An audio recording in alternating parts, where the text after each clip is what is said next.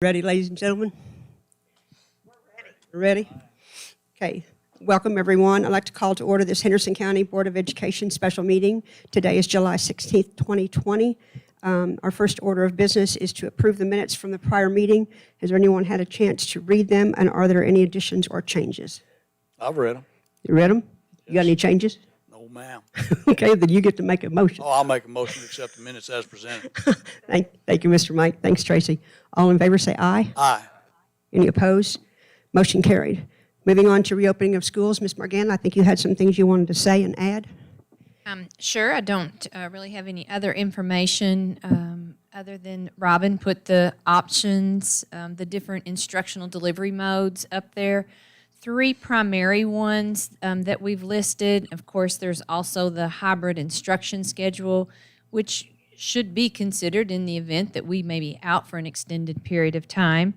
Logistically and instructionally, we feel that these are the best options for the students and staff in the Henderson County schools, and I anticipate that we could use all of these options throughout just one school year.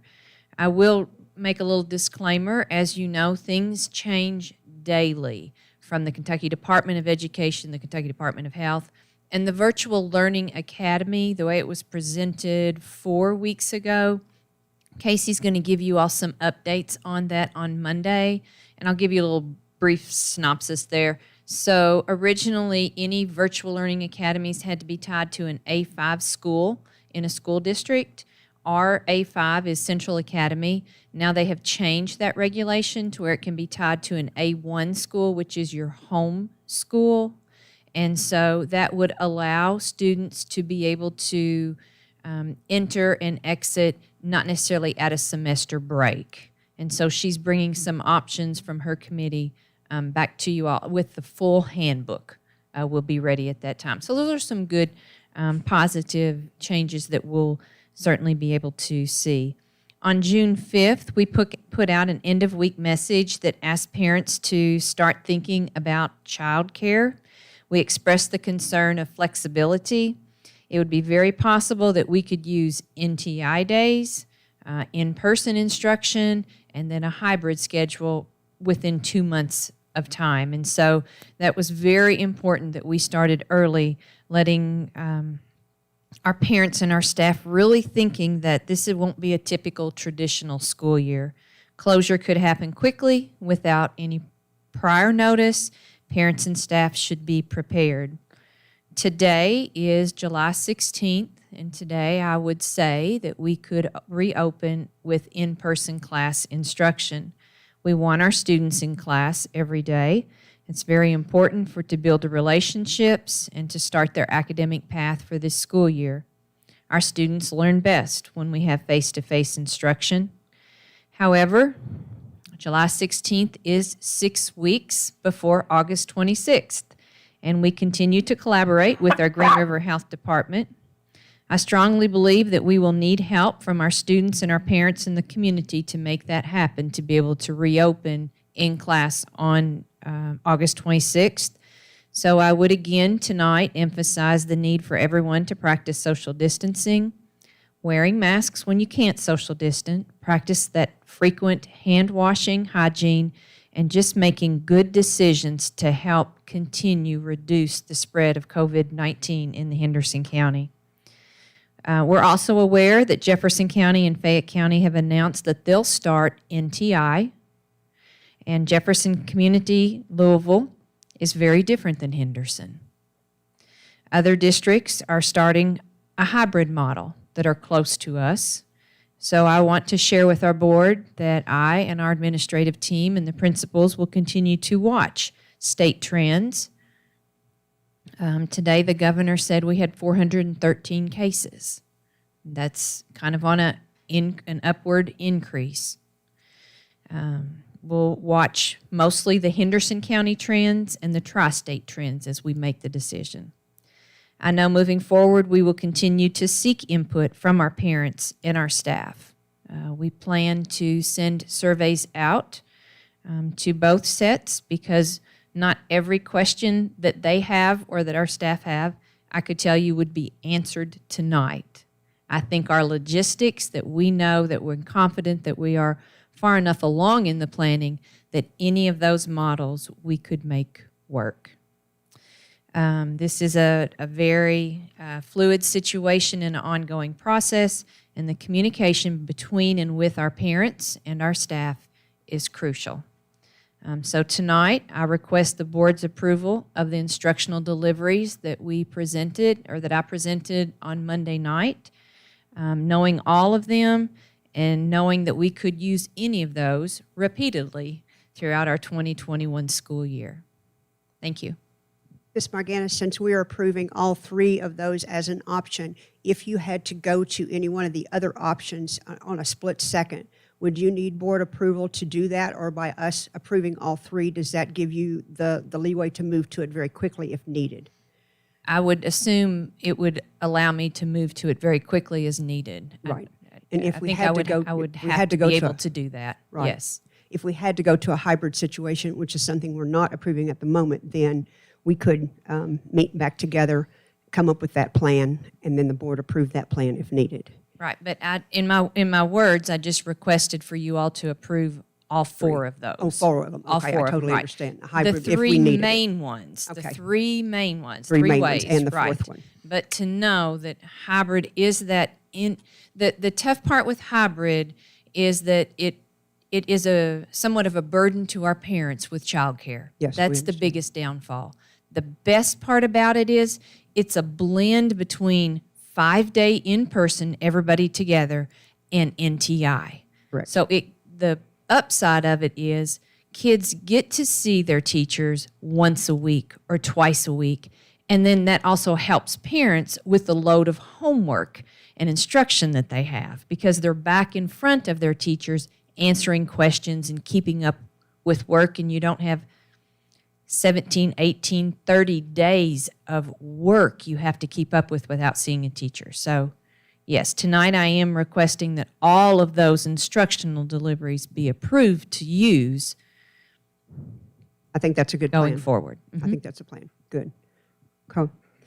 Questions, Mr. Mike? I don't have any questions, Madam Chair. Okay. I'm ready to make a motion. We accept the plan as presented and give the superintendent, and the minutes reflect that the superintendent has the option to use based upon whatever the situation that may arise during the next, however, school year of 2020, 21. I understand. Ms. Tracy, you have questions? No, she answered that. I was going to ask for just a little clarification on the hybrid, but when it was up there, I was good. Okay. Mr. West, you have any questions? So what's the recommendation for how we're going to start?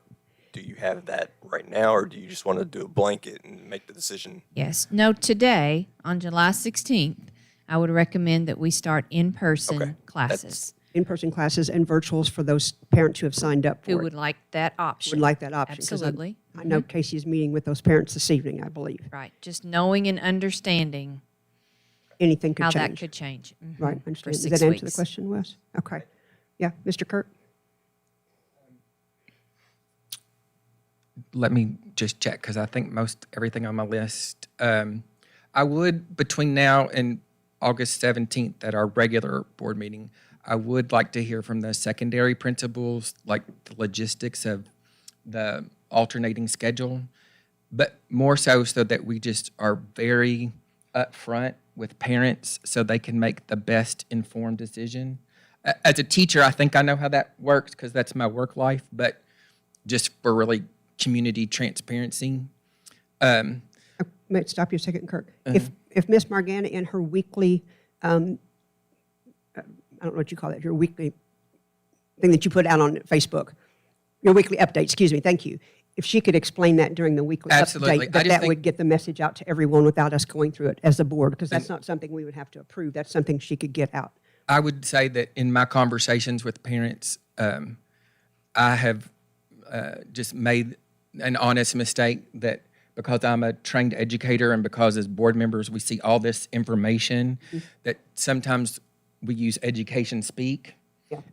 And once parents have heard like how that really looks in real life, Right. then it's put a lot of ease. Education ease. And so, Right. I believe that could be handled when she does her weekly I thing still sometime. have one concern. I'm in support of giving the superintendent and the staff all of these options and any other options that they would want to bring. I still have one concern about the employee start time. And I didn't think about it the other night. So if our employee start time is moving backwards 15 minutes to 7 o'clock instead of like 15 minutes later to 7:30. So if we had an employee who had a child enrolled at East Heights Elementary School, but their work site was a different location, then that's an impossibility for them to drop off their child in a car rider line and make it to their work site on time.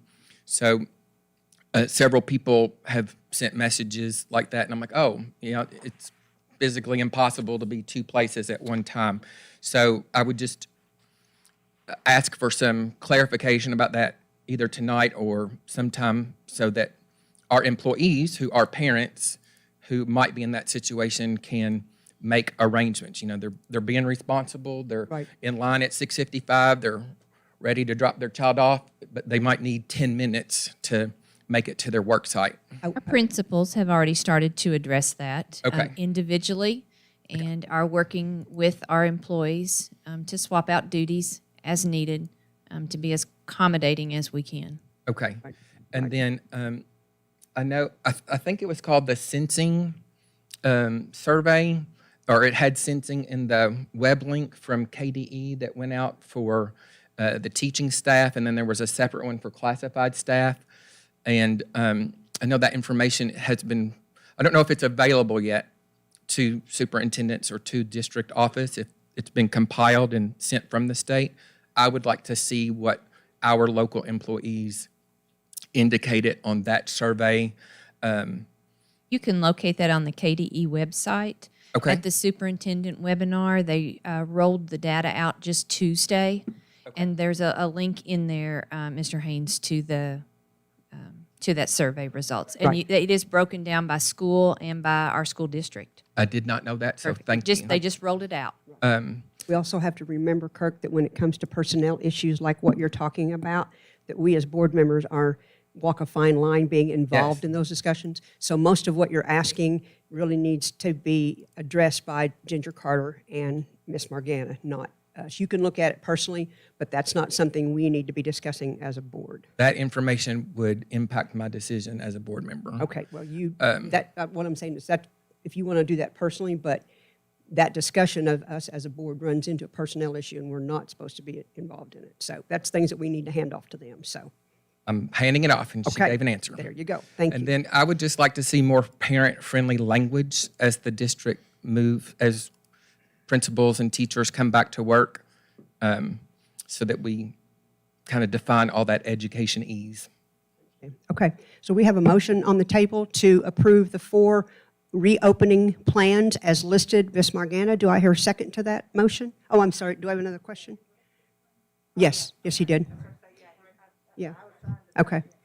Do I hear a second to Mr. Mike's motion? Thank you. All in favor say aye. Aye. Aye. Any opposed? Motion carried. There is one clarification that we need, and it's not a motion or anything like that, but several questions had been asked about middle school sports. Ms. Tracy, did you have a question about that? Someone had asked you? Don't forget, pick your mic up so they can hear you. I'm sorry. That parents weren't, there was a particular parent that wasn't sure if the middle school students were required to have the COVID testing. And I believe that if they're in sports, no matter the age, they have to have a COVID test 7 days, right? That is Within 7 days. correct. So Yes. it covers all student athletes. Yes, and I will share, Okay. it's possible, I'm not real sure, I haven't seen whatever that parent said in particularly, but not all of our middle school sports started the same time as our high school did. So we have middle school athletes who have not gone through the testing because they won't take the testing until their sport is getting ready to start 7 days until. So maybe there was a misunderstanding there, but no, we do expect any athlete, extracurricular, band, choir to go through the Okay. just some clarification, being as we have folks watching us on YouTube today, we just wanted to clarify that. And I did see something on one of the Facebook pages from one of the middle schools clarifying it, but if everybody doesn't follow their own Facebook page, they might not have seen it. So just wanted to get that straight. Okay. That's all of our actions for today, so I'll looking for a motion to adjourn this lovely meeting. I'll make that motion. I'll second it. You get to pick it, Robin. All in favor say aye. Aye. Any opposed? Motion carried. Get ready, Mr. Bob. You have to go through this every time. Thank you.